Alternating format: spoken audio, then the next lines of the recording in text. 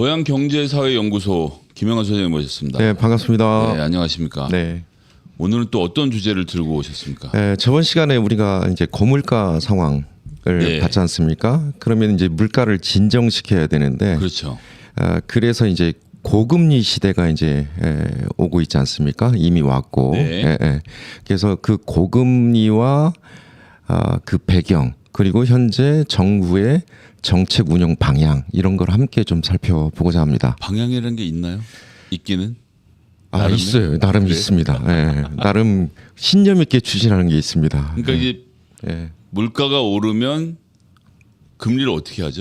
금리를 이제 올려야죠. 물가를 진정시키기 위해서. 왜냐하면 왜 그런 거죠? 자, 물가가 오른다는 것은 기존에 이제 통화량이 많이 풀렸다는 거지 않습니까? 돈이 풀렸다. 네. 그러면 시중에 있는 돈을 이제 축소시켜야 되는데 그 방법 중에 하나가 금리를 올려서 돈을 어렵게 구하기도 어렵게 하고 돈 있는 사람들을 은행에 저축하게 만들어서 그렇죠. 시중에 돌아다니는 돈을 줄이면 물가가 내려간다. 네. 근데 그렇게 하면 사업하는 사람들은 또 숨이 턱까지 차오르는 거 아니에요? 많이 힘들죠.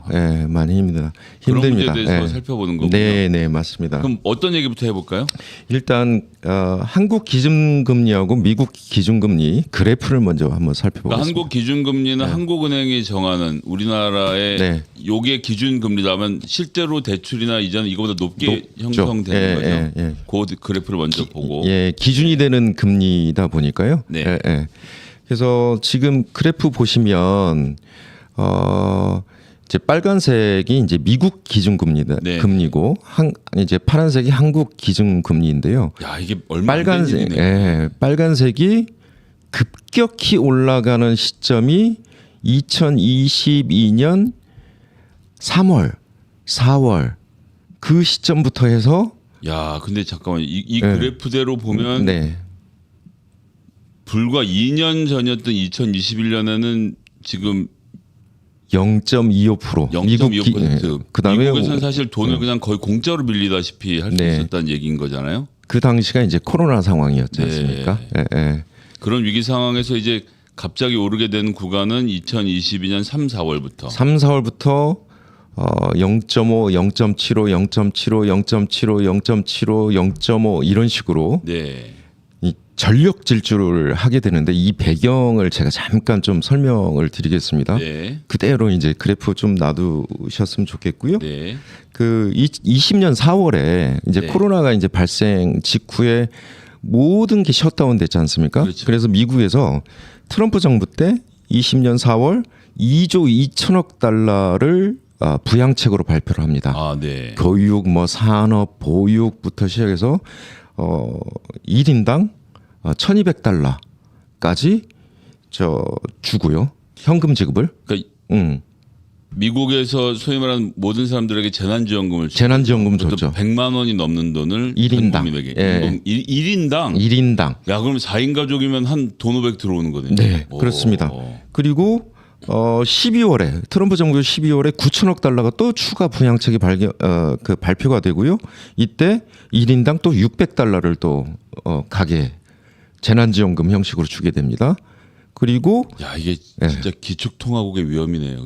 돈 찍어서 이제 주는 거죠. 그다음에 바이든 정부 때 또 들어와서 취임 직전입니다. 21년 3월에 그러니까 지금 그래프상 보면 21년 7월 0.25% 구간 그 바로 직전이죠. 21년 3월이면 1조 9천억 달러 추가 부양책이 또 발표가 돼서 그때 1인당 1,400달러. 그래서 일반 가게는 1인당 총 3,200달러의 현금 지급을 받게 되고요. 4인 가족을 하면 1,500만 원 돈이 들어오는 거네요. 3,200달러니까 3,200씩 4명이면 12,000달러. 그러니까 한 1,500만 원 정도.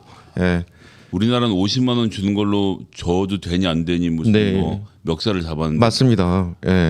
그리고 여기에 더해서 이제 그 위기 시에는 뱅크런 사태가 금융 불안 사태가 나니까 뱅크런 사태가 나지 않습니까? 그래서 또 하나 돈을 푸는 작업이 뭐냐면 양적 완화라고 혹시 들어보셨습니까? 네네. 그 양적 완화라는 것은 은행들이 고객이 돈을 찾으러 올 때 돈이 현금이 없잖아요. 뱅크런이 발생하면. 그렇죠. 예를 들면 장기 채권이나 안전한 채권들에 이제 투자를 해놓고 있는데 예금 채권 뭐 이런 것들 다 가지고 있는데 그거를 다 현금으로 일시적으로 다 바꿔줄 수 있는 네.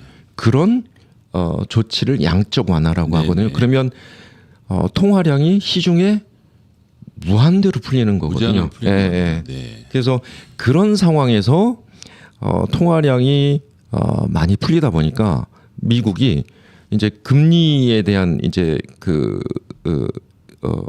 조치를 해야 되는데 좀 늦었어요. 21년 7월 그 그래프 다시 한번 보실까요? 21년 7월 달에 파월 연준 의장도요. 그다음에 바이든 대통령도 이때가 2% 3% 막 인플레이션이 올라오던 때였거든요. 물가가 살짝 오르기 시작했고. 예, 막 살살 올라오던 때인데 일시적이라고 했어요. 이때.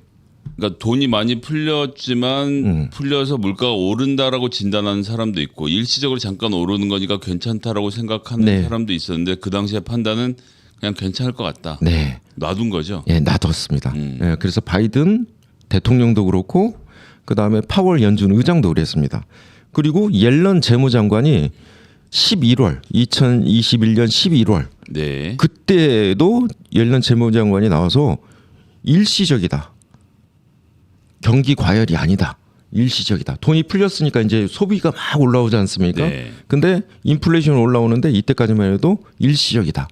근데 5%, 6%, 7%, 8%막 치고 올라오니까 이제 전력 질주를 하게 된 거예요. 그러니까 금리를 단번에 1년 2개월 만에 0.25에서 5.5%까지 급격히 올린 겁니다. 야, 0.25에서 5%까지 올렸다는 것은 이건 사실은 굉장히 드문 일인 거잖아요. 네, 맞습니다. 그래서 뭐 예전에 그 이제 한참 고유가 그 뭐죠? 그 이제 사우디 중동 그 네. 석유 문제가 있었을 때 그때 한 20% 미국도 한 20%까지 금리를 올린 적이 있었어요. 네. 예, 예. 한참 인플레이션 진행이 될 때 그 후에 그래서 근데 그때 이후로는 이제 이렇게 올린 거는 처음이죠. 예. 그리고 사실 이자라는 게 저희가 어렸을 때는 뭐 한 10 몇 %가 넘었을 때도 있고 맞습니다. 그러니까 최근에 한 5년, 10년 정도 안에서 0%, 2% 되게 낮은 금리가 있었던 거지 이게 또 일반적인 경우가 아니긴 했지만 여튼 이렇게 1년 사이에 지금 이 네모 박스 구간 안에서만 한 번에 지금 0.25에서 5%까지 네. 엄청나게 올린 상황이 된 거네요. 그렇게 되는 와중에 한국은행 기준금리는 어떻게 되죠? 역전당했지 않습니까? 그러네요. 그러면 차이가 지금 2%고 9월 FOMC 이제 회의가 예정되어 있는데 추가 금리를 또 올린다고 그러는 거거든요. 아직 인플레이션 걱정 때문에. 그러면 이 갭은 사상 최대로 한국에서 미국 금리 차를 이 정도로 겪어본 적이 없어요. 예, 예. 그러니까 미국이 5.5% 이자를 주고 하여튼 여러 가지를 할 때 우리나라는 3.5%밖에 안 주니까 네. 돈 보고 투자한 뭐 채권이나 이런 데 투자한 사람들은 이제 한국 재미없네. 그만 나가야 되겠네라고 생각할 수 있겠네요. 그렇죠. 그러면 이자가 높은 데는 당연히 자본이 흘러가게 돼 있죠. 네. 다만 이제 환율의 차이 때문에 이제 투자하는 게 그 아마 고민들을 하겠죠. 아주 급격하게 변한다고 할 수는 없고 이론적으로는 그렇다 말씀이신 네, 거죠. 그래서 최소한 외국 자본이 들어올 메리트는 없다. 우리나라에 신규 투자를 할 메리트는 없다. 네. 예. 그래서 이제 수입 물가가 또 이제 비싸지는 그런 부분도 있고요. 고환율이 되다 보니까. 네. 예. 왜냐하면 우리 원화 가치가 싸지는 거잖아요. 네. 그러다 보니까 최근에 1340 뭐 2원 뭐 이렇게 다시 올라갔던데 그런 거 보면 물론 이제 뭐 중국 그 외부 요인도 있습니다만은 이런 금리 차의 기본 축으로 깔고 있다. 그래서 고환율이 발생하는 원인이 된다라는 것도 이제 함께 좀 말씀드리고요. 그리고 이제 이 인플레이션 아까 뭐 잠깐 말씀드렸지만 이제 그 소비 측면이고 공급 측면에서도 상당히 우크라이나 전쟁 났었죠. 그다음에 공급만 단절되면서 사실 물품이 덜 생산되다 보니까 소비는 돈 풀면서 올라왔는데 네. 공급은 코로나 위기 때문에 분업화된 경제 구조가 단절되면서 상품이 효율적으로 생산이 못 되니까 그렇죠. 그 수요를 못 쫓아가니까 사실은 인플레이션이 더 컸고 그래서 미국은 초기에 빨리 이걸 진단을 하고 대처를 했어야 되는데 그 시기를 약간 놓쳤고 네. 그래서 급격히 1년 2개월 만에 5.5%까지 전력 질출했고 한국은행은 기준금리를 쫓아가지 못했고 근데 그 쫓아가지 못한 이유가 네. 사실은 윤석열 정부의 정책 기본 축과 연결돼 있다. 예. 그러니까 우리도 그럼 조금 더 올렸어야 된다라고 보시는 건가요? 저는 기본적으로 물가 그러니까 우리가 그 코어 인플레이션 네. 근원 물가 우리가 지난 시간에 했잖아요. 네. 그걸 한국은행이 2% 정도 잡거든요. 네. 근데 지금 근원 물가가 4% 중반대입니다. 현재까지. 근데 높네요. 이거를 잡으려면 사실은 금리를 조금 올려줘야 되는데 문제는 뭐냐면 지금 우리 경제 상황이 너무나 안 좋기 때문에 그리고 부동산 시장을 윤석열 정부가 이 떠받치고 막아야 되는 기본 축의 정책 기조 때문에 아 그래요? 무슨 네. 이 사람들은 부동산 이런 거는 시장에 맡기겠다고 호언장담했던 사람들. 아니 윤석열 정부 초창기에 뭐 했습니까? 제일 처음에 그 부동산 가격 하락하니까 네. 규제 지역 대부분 해제했죠. 아 그랬죠. 분양가 상한제 적용 해제했죠. 전매 제한 대폭 완화했죠. 그다음에 주택 소유자 청약 허용했죠. 가구 가구 세대원까지 다 풀었죠. 그다음에 실거주 의무 폐지했죠. 그리고 종합부동산세, 양도세 인하했죠. 더더구나 올해 특례보금자리론 40조를 시장에 풀고 아 그랬죠. 금융위원회, LTV, DTI, DSR 금융규제 다 풀었잖아요. 그러니까 이제 좀 쉽게 얘기하면 돈 좀 있거나 돈 좀 버는 사람들이 세금 조금 내고 규제 조금 받으면서 집 마음껏 살 수 있도록 시장을 만들어진 거예요. 네, 예. 최근에 특례 보금자리론도 사실은 상위 계층에서 혜택을 많이 받다. 그렇죠. 저렇게 예.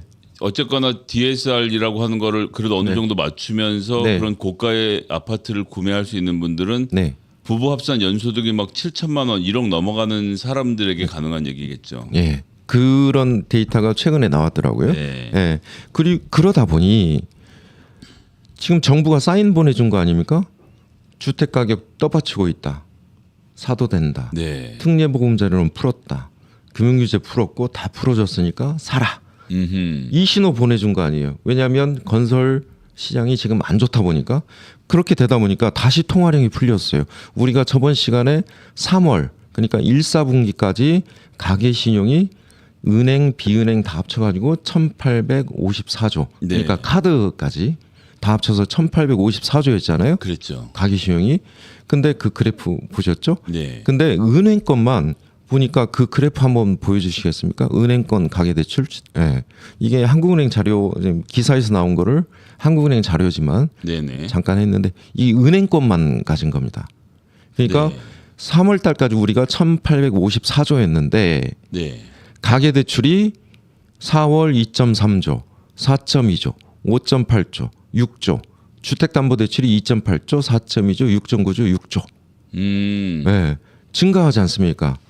엄청나게 증가하네요. 그럼 통화량이 또 풀린다는 얘기지 않습니까? 이거는 한국은행 입장에서 보면 그러다 보니 금통위 회의에서요. 지난 7월에 뭔 얘기까지 나오냐면 부동산 관련 규제 완화가 가계부채 증가세로 확대된다.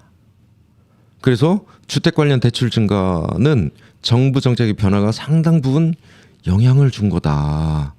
이렇게 금통위 회의에서조차 지적을 하고요. 그러니까 지금 가계부채가 늘어나는 거는 정부의 정책에 맡겨서 사람들이 집을 사기 때문이다. 부동산 규제가 완화됐으니까 이런 얘기를 하는 거죠. 그리고 금통위 의사록에 부동산 대출 규제 완화의 영향으로 대출 증가 규모가 상당폭 확대된 점이 우려스럽다. 회의록이 이렇게 나와요. 왜 우려스럽다고 하는 거죠? 통화량이 자꾸 풀리니까요. 한국은행은 잠깐만. 우리나라 지금 균형 재정도 이루고 이 돈도 다 먹고 물가를 안 올리기로 했었잖아요. 네. 그런데 정부의 다른 쪽에서는 통화량을 늘리는 정책을 쓰고 있는 셈이 된 거네요. 그렇죠. 금융이 금감이 기재부 부동산 시장을 떠받치기 위해서 사실은 이쪽에 통화량을 풀고 있었던 거죠. 그러면 한국은행은 인플레이션 잡기 위해서 네. 사실은 물가의 고통이냐 경제 여건의 고통이냐 사실은 서민과 중산층은 양쪽에 다 고통이지 않습니까? 그렇죠. 한국은행은 당장 인플레이션이 서민 물가에 영향을 많이 주니 이 통화량을 사실 흡수시켜서 돈을 묶으려고 하는데 한쪽에서는 기재부 금융위 금감원은 부동산 대출로 건설 시장으로 통화량을 늘리고 있지 않습니까? 그러니까 얼마 전에 이재명 대표가 추경하자 그러니까 돈 풀면 안 된다고 그렇게 소리를 지르던 사람들이 다른 쪽에서는 집 사라고 돈을 마구 풀어버리고 있는 상황. 네, 네. 그래서 그 한겨레 신문 제가 잠깐 기사 한번 보면 뭐라고 제목이 나와 있죠? 가계부채 넉 달 연속 늘자 금융당국 책임 회피 공방 본격화. 네.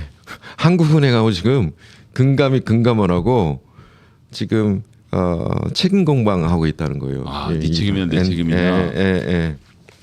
그래서 결국에는 지금 저는 이렇게 생각해요. 그러니까 민주당에서 제안한 추경 그 정부 지금 재정 여건이 악화되었지만 서민과 중산층의 경제 여건도 너무나 심각하다. 그래서 추경 제안을 한 거 아닙니까? 그렇죠. 근데 재정을 풀면 사실은 통화량이 늘죠. 그렇죠. 그럼에도 불구하고 통화량이 늘지만 이를테면 한 학급수에 그 40명을 예를 들면 교육을 하는 교육비가 든다고 가정을 하면 지금 현재 20명이면 10명 더 느는 거에 돈을 쓰면 통화량은 늘지만 인플레이션 압력이 있을까요? 그건 없네요. 이런 거는 없습니다.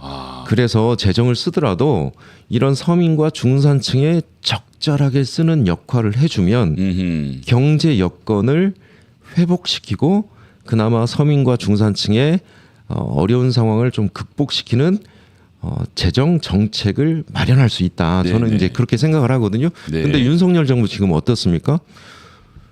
지금 경제 상황이요. 뭐 아시다시피 이제까지 쭉 해왔지 않습니까? 수출도 너무 안 되고 내수도 잘 안 풀리고 중국하고는 관계가 엉망진창이고 어디 가서 돈 벌 데는 없고 그러니까 세수 펑크는 50조 넘게 나고 있고 뭐 하나 수습이 안 되고 있는 상황이죠. 네, 지금 수출이 지금 10개월 연속 마이너스지 않습니까? 그렇죠. 우리가 경제 규모가 사실은 계속 쪼그라들고 있고 그 배경에는 우리가 첫 번째 중국, 그 다음에 신남방, 심지어 미국, 일본도 수출이 줄어든 거를 저번에 확인을 했잖아요. 그러니까 배경은 사실은 윤석열 대통령의 당선이죠. 그러니까 중국하고 대결 관계를 지속적으로 초창기부터 운영하면서 중국 경제 관계가 깨져버린 거 아닙니까?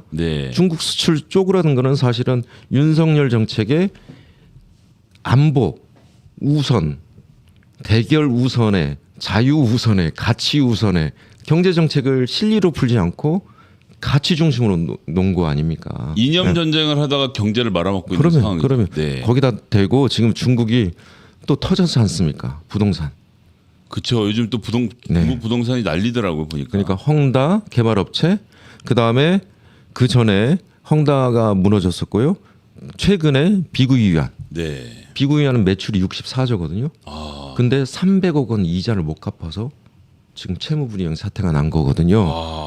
그러니까 연말까지 보니까 채무가 한 7조 들어와야 되는데 못 막을 것 같아요. 그 다음에 문제는 그다음 실물이지 않습니까? 개발업체니까. 그렇죠. 근데 신탁회사, 중능, 신탁회사, 금융회사입니다. 여기는. 그러니까 실물이 무너지고 나면 거기에 돈 빌려주고 거래했던 금융회사 옮겨 붙었습니다. 지금 중능 신탁회사 여기에 또 투자한 많은 금융기관들이 또 있지 않습니까? 거기다 대고 지방정부 채무가요. IMF 기준으로 따지면 우리 건설 경기 부양 막 하면서 중국이 GDP 53%입니다. 그렇게 추정이 되는데 어마어마한 규모네요. 중국의 GDP가 17조 달러 21년 기준으로. 그러면 22년, 23년 이렇게 보면 그냥 대충 20조 달러하고 네. 반전이니까 10조 달러. 1경 3천억, 3천조. 이게 지방정부 채무라고 IMF가 추정을 하고 있거든요. 네. 그러면 이 위험하다. 그리고 이 채무들의 대부분 또 건설에 연결되고 부동산에 연결돼 있고 GDP, 지금까지 부동산으로 경기 부양해서 중국이 먹고 살았던 건데 그 사이클이 지금 무너지는 건 아니냐는 걱정을 하고 있죠. 그러면 자, 어저께 추경호 장관 뭐라고 그랬죠? 아직도 상저하고랍니다. 아직도. 지금 8월인데요. 8월인데. 9, 10, 11, 12에 역전 말로 홈런. 네, 말로 홈런 이제 치겠다는 건데, 자, 중국 이렇게 무너지고 있습니다. 그리고 대부분은 그러니까 윤석열 정부의 중국과의 기본 정책 때문에 중국 경제 구조가 사실은 무너지기 시작했고, 네. 그러면 상저하고 정말 전문가들은 난망합니다. 이런 얘기를 공식 석상에서 솔직하지 못하게 얘기하는 거. 그다음에 정부 재정 역할이 지금 마이너스거든요. GDP 기여도에. 네네. 근데 어저께 뭐라고 했냐면 추경하지 않는 이유는 뭐 돈 몇 푼 써서 0.1%, 0.2% 올리는 것 때문에 올리지 않겠다. 건전재정하겠다. 아직도. 뭐 이런 얘기하고 있잖아요. 근데 그러고 부동산 40조씩 막 네. 그래서 이게 한 정부에서 해낸 생각을 믿겨지가 않아요. 네. 그래서 이게 지금 경제 상황이 꼬였습니다. 뭐냐면 높은 미국 금리가 있잖아요. 네. 그럼 우리가 쫓아가야 되는데 금리 올려야 되잖아요. 네. 인플레이션 있잖아요. 네. 금리 올려야 되잖아요. 그렇죠. 근데 또 한쪽으로는 우리가 수출이 쪼그라들고 경제 성장률이 저하되지 않습니까? 그럼 또 돈을 풀어야죠. 이자도 낮추고. 그러면 재정 역할을 늘리든지 돈을 좀 풀든지. 네. 이게 사실은 갈등의 요인들이지 않습니까? 가계 부채 문제가 있죠. 뭐 가계 부채 뭐 본인 뭐 전임 정부 또 탓을 하더라고요. 추경호 장관이. 네네. 아니 본인 때 늘었다니까요. 본인 정부 때 지금. 그다음에 세익 감소. 세수 펑크 났지 않습니까? 50조. 네. 역대 제일 많이 났던 게 10조인데 50조면 사실 이건 비교 불가능한 수치잖아요. 그러니까 너무 태연해요, 근데. 일반 회계가 그때 405조 우리가 네. 세입 405조 일반 회계 405조였습니까? 특별 회계가 다 합쳐서 50점이 10%가 넘잖아요. 그러니까요. 어떻게 세수 추기를 10% 넘게 틀리는 기재부가 있습니까? 원래는 조금 보수적으로 잡아서 나중에 추경을 하는 경우는 제가 많이 봤어도 이렇게 모자라는 경우는 없었던 건데 그러면 이 경제 성장률이 저하될 때 국가라도 돈을 풀어야 되는데 돈은 없고 그럼 빚을 져야 되는데 빚지라고 하면 또 대통령이 안 된다고 그러고요. 추경도 안 하겠다고 그러고 그리고 부동산 시장 불안하고요. PF 시장 아직 좀 불안하고요. 지금 중국이 사실은 큰 변수로 들어왔고요. 그러면 자 경제 상황과 관련돼서는 이 정부 기조 때문에 무너졌고, 자 코로나 시기 때부터 계속 문제가 되었던 인플레이션은 금리로 통화량으로 좀 잡아야 되는데 이게 굉장히 충돌되고 있다는 거죠. 이 정부는 어디로 튈지 모르겠어요. 이제 기본 구조는 알겠습니다. 감세. 그 다음에 건전 재정을 핑계로 지출 축소. 이 방향은 알겠어요. 부동산 시장 계속 떠받치겠다. 네. 이 구조는 알겠는데 전체적인 한국 경제의 어려운 상황을 어떻게 돌파할 거냐. 이거는 전 정부 정책 간 지금 갈등 상황을 비춰봤을 때 문제가 심각하다. 국무총리, 대통령 비서실장, 기재부 장관, 보건복지부 장관, 뭐 산업자원부 장관까지 지금 다 기재부가 맡고 있는데 지들끼리는 정책을 못 세우고 있고 대통령은 아무 생각이 없이 중국만 때려잡으면 된다라고 생각하고 있고 지금 말씀하신 여러 조건에서 대통령이 어느 쪽으로든 방향을 타줘야 가르마를 타줘야 기재부들이 어느 쪽으로든 자기 실력을 갖고 움직일 텐데 여기선 이렇게 저기선 저렇게 하는 정책이 계속되고 있는 이 갈팡질팡은 오늘 듣고는 너무 답답한데요. 그러니까 아무런 해결될 조짐이 없네요. 그러니까 대외 여건을 해결하는 것은 윤석열 정부의 책임인데 그것 때문에 경제 여건은 악화됐고 또 한쪽으로는 고금리, 고물가, 고환율 구조가 또 놓여 있고요. 네. 그러면 어떻게 하죠? 윤석열 정부 사실은 경제 여건을 해결하는 방향으로 정리를 시켜주는 게 저는 깔끔하고 네. 또 하나는 고금리의 고통많은 특히 서민, 중산층을 네. 위해서 그때 얘기했던 것처럼 서민금융 지원 그리고 그러니까 은행권 말고 그 비은행권 그다음에 대부업체들 그리고 서민금융진흥원과 같은 그런 데들 사실 이자 지원해주는 방향으로 또 이제 채무를 면제해주는 네. 방향으로 이런 식으로 좀 도와주면 되거든요. 예. 그래서 고금리 시대에 우리 서민 중산층 정말 살아가기가 정말 어려운 상황에서 이 정부를 보면 난감하기 그지없다. 예. 이런 생각입니다.